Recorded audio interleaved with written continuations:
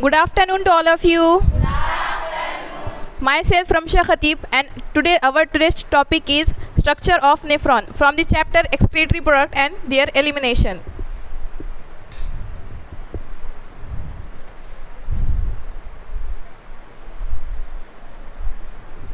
पहले हम देखेंगे what is the structure of nephron.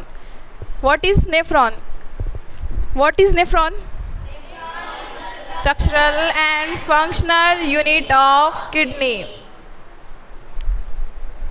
How many nephrons are there in kidney? Each kidney has nearly 1 million nephrons. हर यहाँ पे हमारे body में 2 किडनीज होती है और उसमें से हर एक किडनी में about nearly 1 million nephron present होते हैं.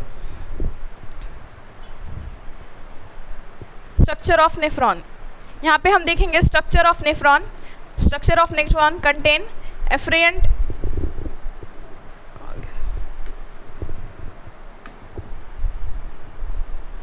efferent arterioles, glomerulus, Bowman's capsule, descending limb of Henle, loop of Henle, ascending limb of loop of Henle, vasa recta, efferent arteriole, proximal convoluted tubule,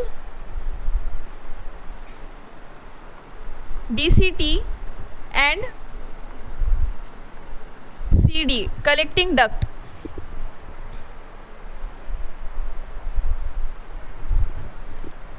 ये है type nephron के अंदर क्या क्या होता है. फर्स्ट पार्ट है ग्लोमेरुलस और सेकंड है renal tubule.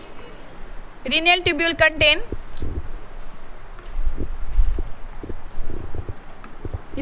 Contain Bowman's capsule, PCT, loop of Henle, DCT, CT and CD. Next, what is glomerulus? Glomerulus is a tuft of capillaries formed by afferent arterioles. Glomerulus is a bunch of capillaries जो afferent arterioles से बना हुआ है. Which is fine branched of renal artery, जो renal artery की एक fine branch है. Blood from glomerulus is carried away by an efferent arterioles, यानी कि efferent arteriole की मदद से blood glomerulus से दूर जाता है. Second, the renal tubule begins with a double-walled cup-like structure called Bowman's capsule. Renal tubule कहाँ से start होता है? A cup-like structure called Bowman's capsule. Renal tubule वहाँ से start होता है. It enclosed the glomerulus और glomerulus को मतलब Bowman's capsule एक structure है जिसके अंदर glomerulus इस तरह से रखा हुआ होता है. The Bowman's capsule along with the glomerulus consists Malpighian body और renal corpuscle. In a simple way हम कह सकते हैं कि Malpighian body जो है it consists of Bowman's capsule with glomerulus.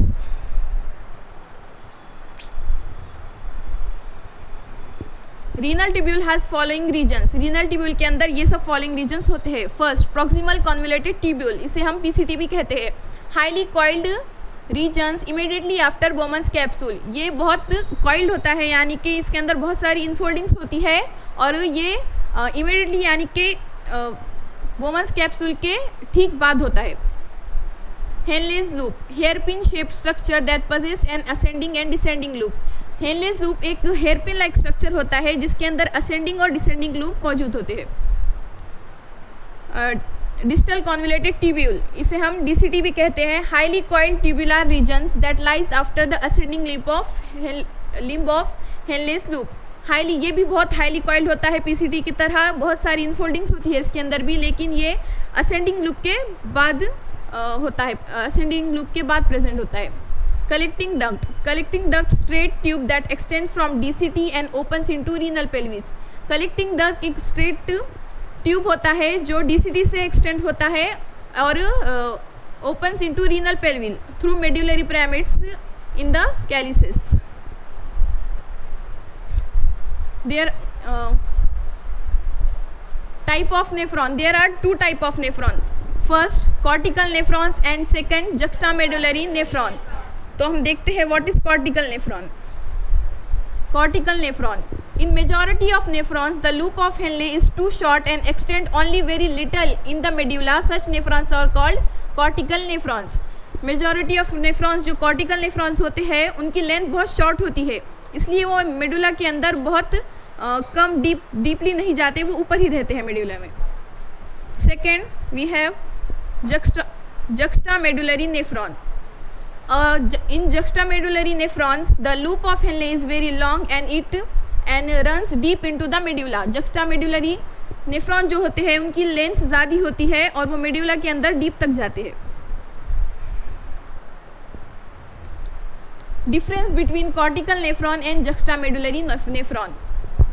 First, there are 85% of total nephron. जो cortical nephrons होते हैं वो ज़्यादा होते हैं जुक्स्टामेडुलरी नेफ्रॉन से. 85% of cortical nephron are present in kidney. Second, juxtamedullary nephron, there are 15% of total nephron, यानी कि हमारी बॉडी के किडनी के अंदर 15% ऑफ जुक्स्टामेडुलरी नेफ्रॉन्स होते हैं in compare to cortical nephron.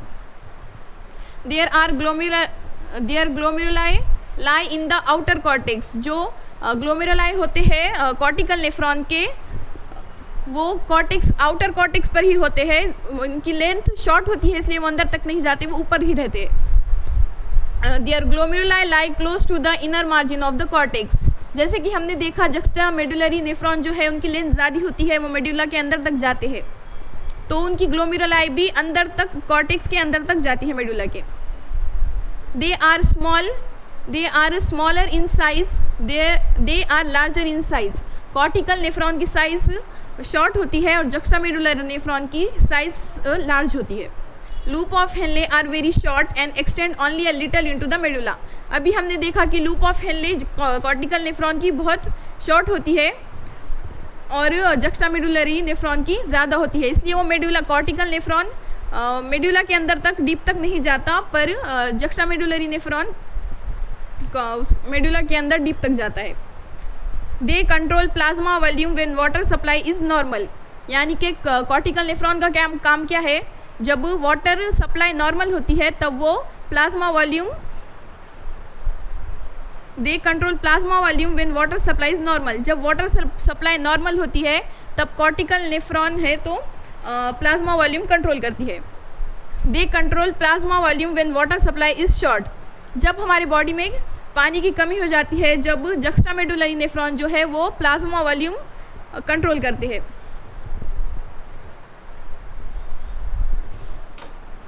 I hope आपको मेरा ये टॉपिक समझ में आया होगा. Thank you.